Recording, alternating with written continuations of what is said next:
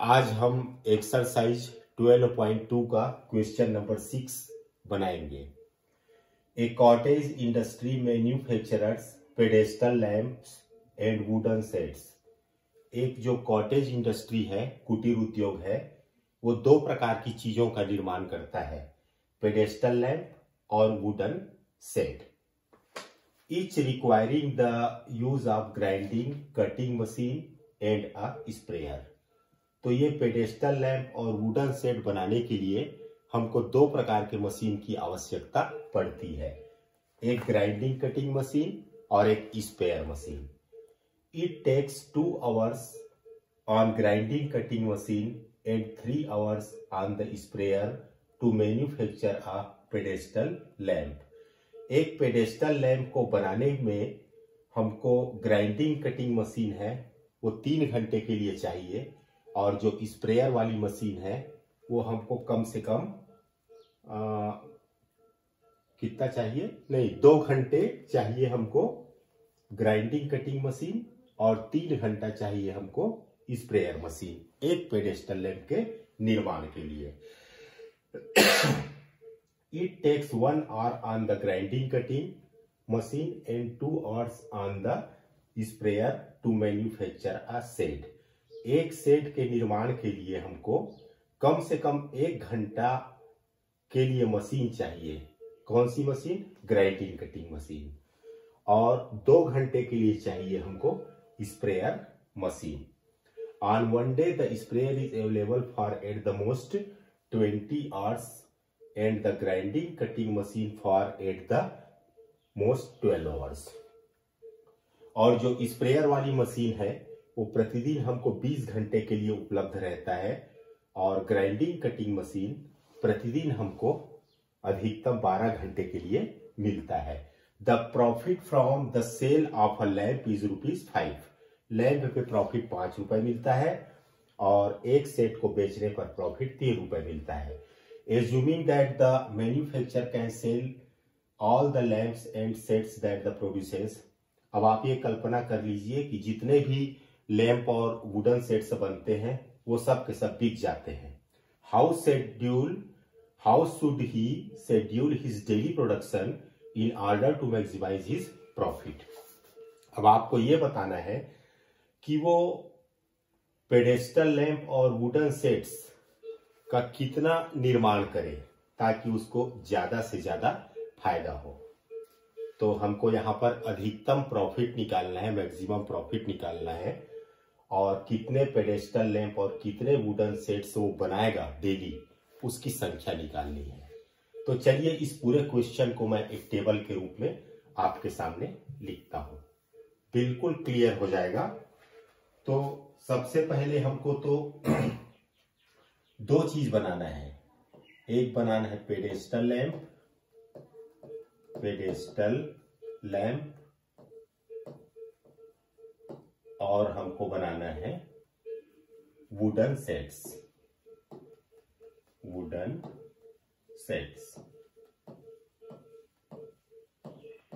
ये 2 आइटम है जिसको हमको प्रोड्यूस करना है। अब हमारे पास इन दोनों चीजों को बनाने के लिए 2 मशीन की आवश्यकता पड़ती है। वो मशीन है पहला ग्राइंडिंग और कटिंग मशीन,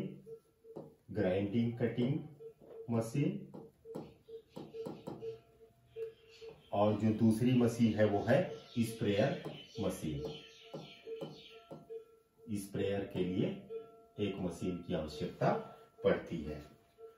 जो पेडेस्टल लैंप है उसमें ग्राइंडिंग और कटिंग मशीन 2 घंटा चलता है, और जो स्प्रेयर वाली मशीन है वो 3 घंटे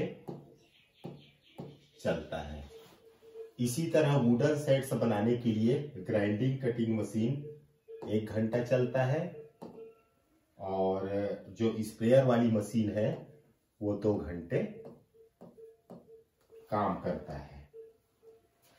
ये जो ग्राइंडिंग और कटिंग मशीन है, ग्राइंडिंग कटिंग मशीन हमको प्रतिदिन 12 घंटे के लिए मिलता है, अधिकतम 12 घंटे के लिए हमको प्राप्त होता है। इसकी अवेलेबिलिटी है, अवेलेबिलिटी उपलब्धता, अवेलेबिलिटी उपलब्धता 12 घंटे की है। और जो स्प्रेयर वाली मशीन है उसकी उपलब्धता प्रतिदिन 20 घंटा है, 20 घंटे के लिए अवेलेबल है स्प्रेयर मशीन। अब एक बात और है इस प्रश्न में, जो प्रॉफिट है, पेडेस्टल लैंप पे 5 रुपए का प्रॉफिट मिलता है और एक वुडन सेट्स में हमको 3 रुपए का प्रॉफिट प्राप्त होता है। तो ये पूरा प्रश्न है जिसको कि मैंने चार्ट के रूप में आपके पास बना दिया। अब हम यह मान लेते हैं कि ये जो पेडेस्टल लैंप प्रतिदिन इसकी संख्या x है, मतलब रोज का रोज x संख्या में पेडेस्टल लैंप बनता है। इसी तरह मान लीजिए कि ये जो वुडन सेट्स है डेली इसका प्रोड्यूसेस होता है, उसकी संख्या y है। तो चलिए हम अब लीनियर प्रोग्रामिंग प्रॉब्लम बनाते हैं। तो यहां पे लिख देता हूं मैं, linear programming problem will be Z को हमको मैक्सिमाइज करना है। यहां पर जेड का मतलब प्रॉफिट से है। आप देख रहे हैं कि प्रॉफिट 5 रुपए का प्राप्त होता है। ये 5 रुपए का प्रॉफिट एक लैंप में प्राप्त होता है। तो हमारे पास कितने लैंप हैं? x लैंप हैं, तो ये 5x हो जाएगा।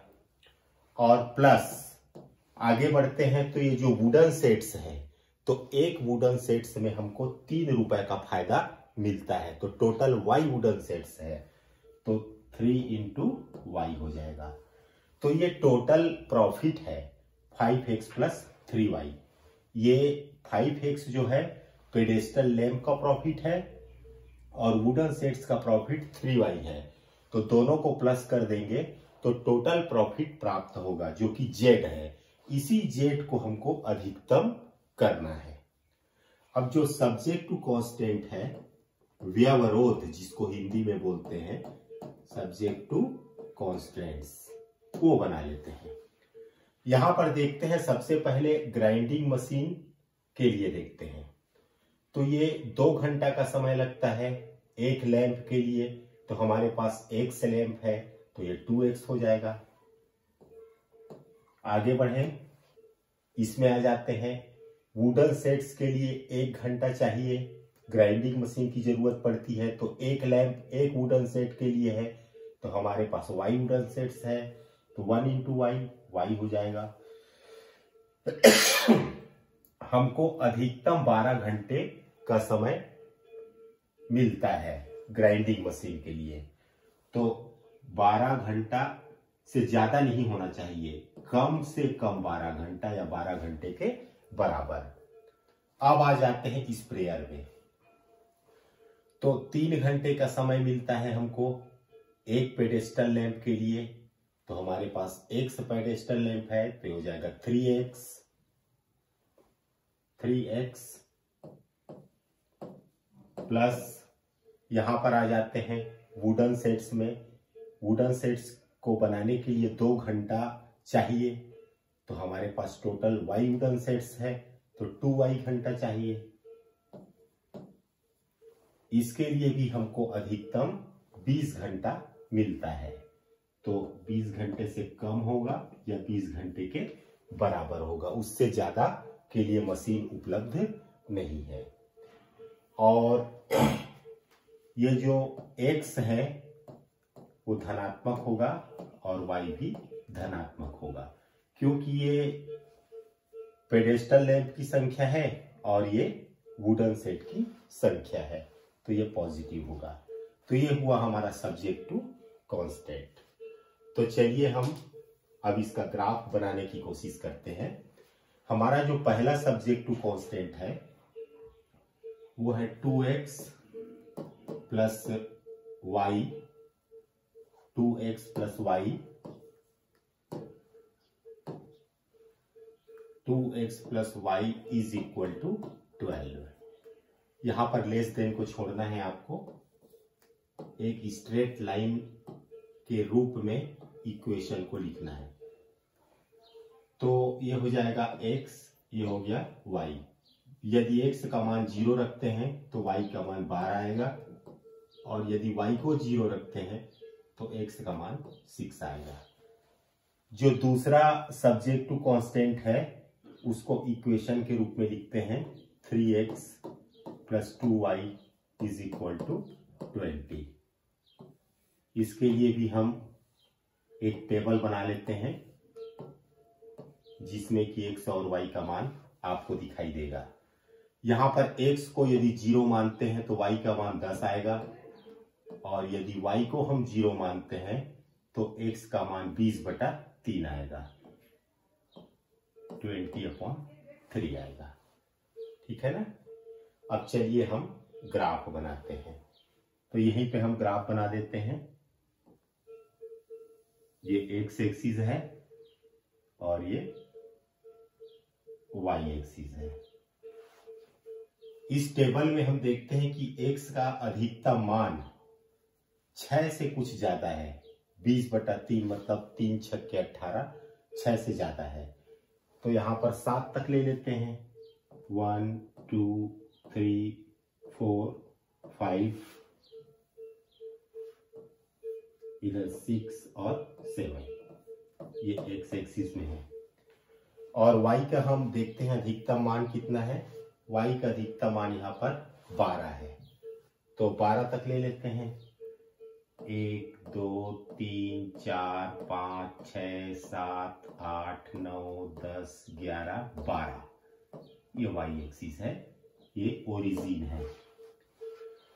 अब सबसे पहले हम 0 और 12 देखते हैं। x अक्ष में 0, y में 12, तो ये 12 मतलब ये लास्ट वाला होगा, ये हो जाएगा 0 और 12। दूसरा जो पॉइंट है वो है x अक्ष में 6 देखना है, y अक्ष में 0, x अक्ष में 6 देखना है। तो 6 कहां पर है, 1 2 3 4 5 6, ये 6 है, 6 और 0। अब इस टेबल पे आते हैं। x अक्ष में 0, y में 10, y में 10, 1 2 3 4 5 6 7 8 9 10। ये पहले तो ये दोनों बिंदु को हम मिला देते हैं। ये दोनों बिंदुओं को मैंने मिला दिया। ये जो स्ट्रेट लाइन बनी है उसका इक्वेशन है 2x plus y equal to 12। 2x plus y is equal to 12। अब यहां पर x अक्ष में 0 देखते हैं और y अक्ष में 10 देखते हैं। तो y अक्ष में 10 देखिए, 1 2 3 4 5 6 7 8 9 10, ये है 0 और 10। अब यहां पर 3 छक्के 18, 6 से कुछ ज्यादा, मतलब 6 और 7 के बीच में आएगा x का मान और y का 0। तो 1 2 3 4 5 6 और 7 के बीच में मान लीजिए यहां पर कहीं भी वो पॉइंट आता है, वो है 20/3 और 0। ये जो पॉइंट है 20/3 और 0। अब ये दोनों पॉइंट को हम स्केल से मिला लेते हैं। ये मैंने मिला दिया। इस लाइन का नाम है 3x plus 2y equal to 20। इस लाइन का नाम है 3x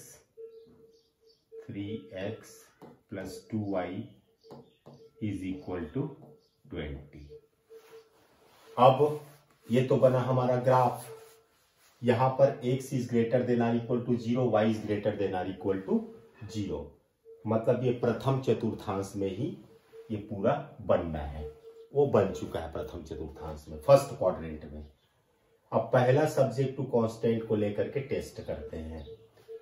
2x plus y is less than or equal to 12, 2x plus y is less than or equal to 12।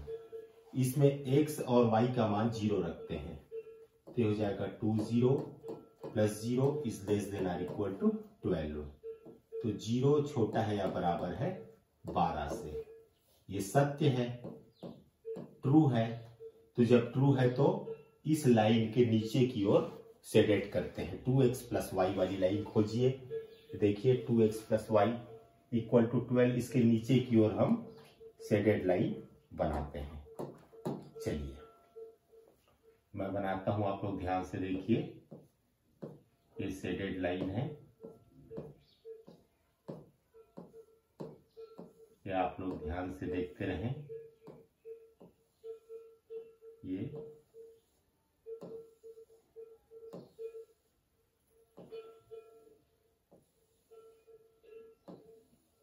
ये शेडेड लाइन है मूल बिंदु की दिशा में।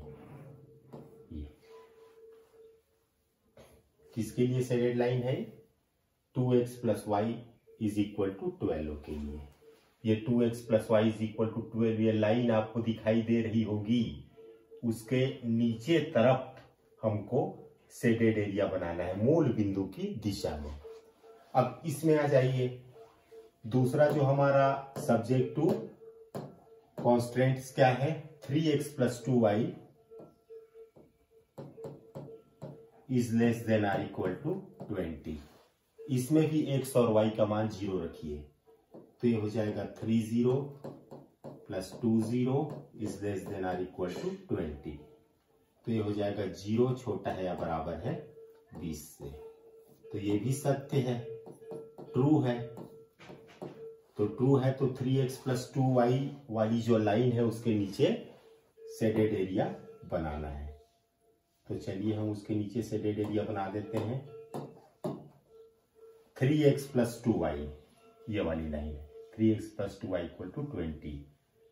इसके नीचे तरफ पूरा शेडेड करना है ऐसे।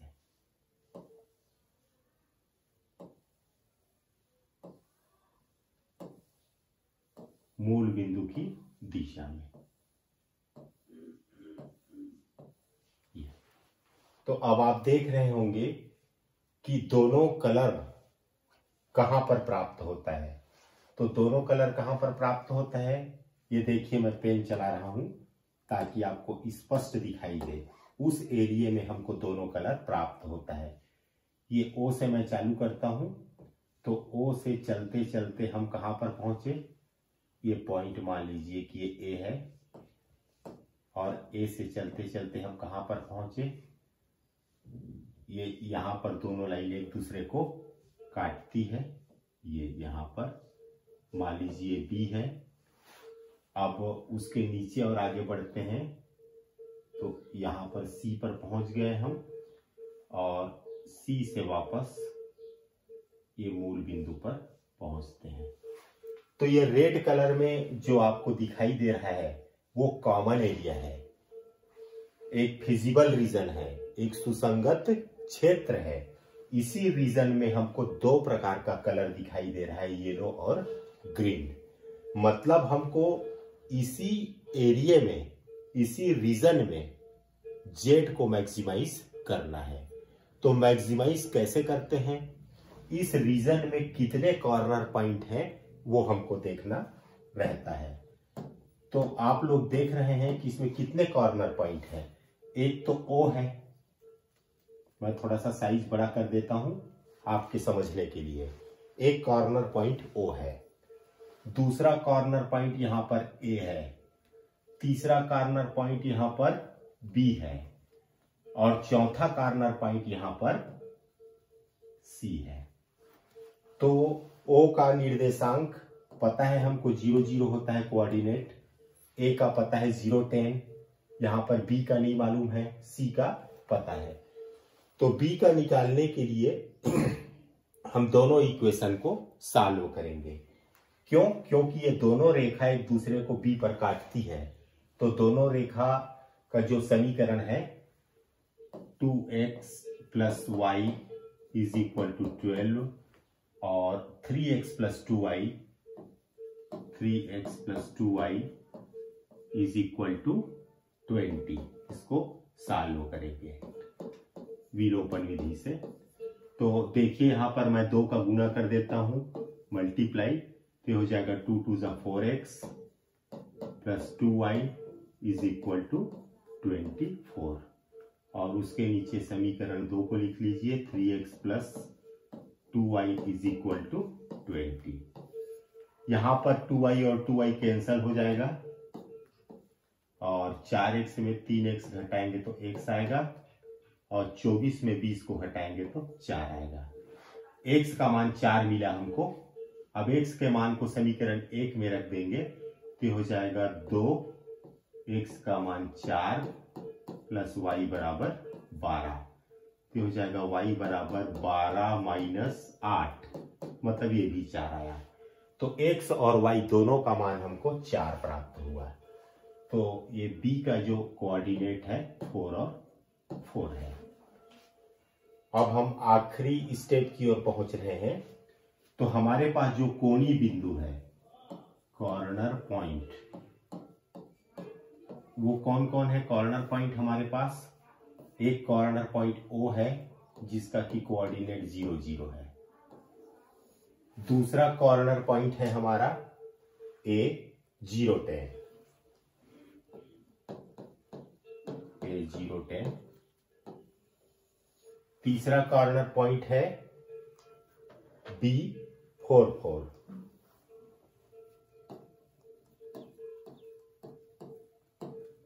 और चौथा कॉर्नर पॉइंट है C 6 0।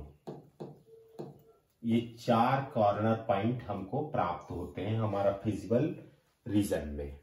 हमारा फिजिबल रीजन कौन सा है? O A B C, O A B C O, ये हमारा फिजिबल रीजन है। इसमें 4 कॉर्नर पॉइंट है। अब यहीं पर हमको Z का मान पता करना है। Z का मान क्या है यहां पर? यहां पर Z का मान है 5x plus 3y, 5x plus 3y।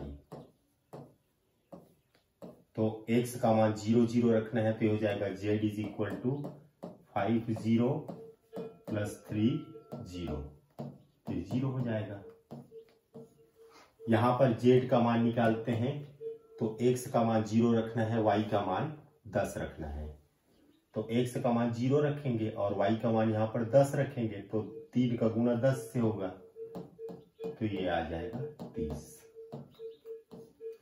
अब यहां पर 4 और 4 रखना है, तो Z का मान हो जाएगा 5 × 4 प्लस 3 × 4, तो हो जाएगा 5 4 20 और 4 तिया 12, तो 20 और 12 ये हो जाएगा 32, 32। यहां पर Z का मान कितना होगा देखते हैं।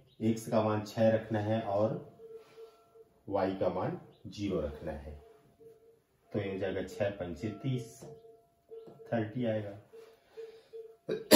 तो आप देख रहे हैं कि जो Z है उसका मान हमको 0, 30, 32 और 30 प्राप्त हुआ। तो हमको Z का अधिकतम मान चाहिए। तो अधिकतम मान मतलब सबसे ज्यादा मान, मैक्सिमम, तो यहां पर 32 है। तो maximum of Z is equal to 32। और किस पॉइंट पर प्राप्त हुआ? 4 4 पर, 8 4 4। यही हमारा आंसर है। इसको मैं सरल भाषा में यदि आपको समझाऊं तो हमको प्रतिदिन 4 पेडेस्टल लैंप और 4 वुडन सेट्स बनाना चाहिए। प्रतिदिन 4 पेडेस्टल लैंप और 4 वुडन सेट्स बनाना चाहिए, तब जाकर के हमको मैक्सिमम प्रॉफिट मिलेगा 32 रुपए का। तो ये हमारा आंसर है।